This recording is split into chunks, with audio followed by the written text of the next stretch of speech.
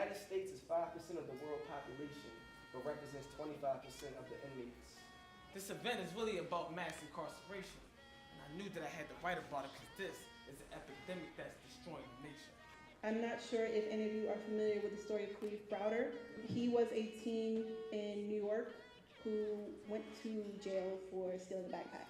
He spent 800 of a 1,000-day sentence in solitary confinement. That's almost 2 years.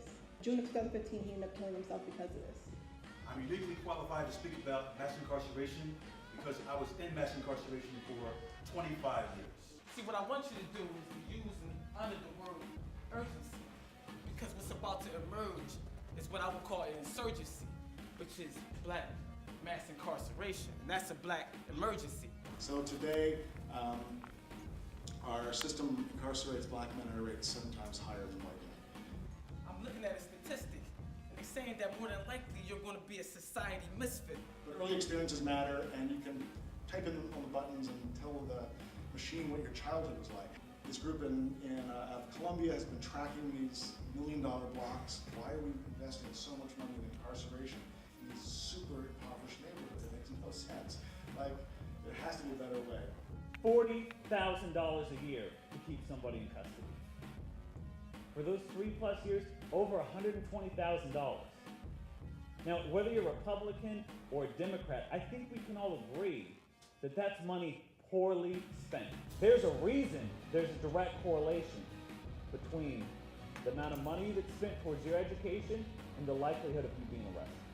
See, that's one of the issues. We're not showing our young black men how to be young scholars, not to make sure that their future doesn't depend on what they call a lack of father. The state of Pennsylvania, 85,000 children have parents who are incarcerated. And 70% of the population of our DOC comes from Philadelphia. How many kids in our city are suffering because their fathers and their mothers are incarcerated? This institution is known to break men, teaching them to believe that ignorance is blissful. Minds so messed up they don't even know who to repent to. The nature of the criminal system has changed, and it's no longer concerned with the prevention and punishment of crime, but rather with the management and the control of the dispossessed. The walls don't just keep the incarcerated in, they keep the public out. How do you phrase this?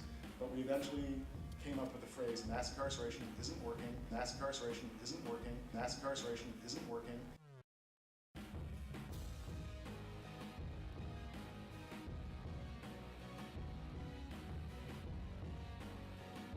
We must look at the causes, the root causes of this.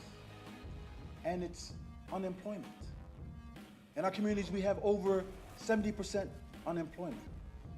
So our young people do not have the employment opportunities that our fathers and our grandfathers had. So we're working on an idea for North Philadelphia in the nice town, Tioga area called The Village. A vocational educational center so we can train our young people in the building trades. And I founded the Center for Returning Citizens. And that is based on the philosophy of change, transformation, and rebuilding the black community. And our goal is to reduce the local jail population 34% over 3 years. Something else called early bail review. We have a judge who basically reviews anyone's bail that's $50,000 or less after 5 days if they haven't been able to post. And with that review process, so far around 80% of the people who have gone through that have been released on their own recognizance. So while it's not immediately doing away with cash bail, it is scaling back the number of days people stay there if they have low levels of bail assigned to them. We've done a lot of things to try to speed up case processing. It actually has real impact on people's lives. It means that they get in the courtroom and go through due process a lot faster. So I urge you, when you think of mass incarceration, think of the values that we all share, the ideas that we believe in on this issue. Prisons should be think tanks, laboratories, universities where you can deal with your problems, transform yourself, and come out as a whole person.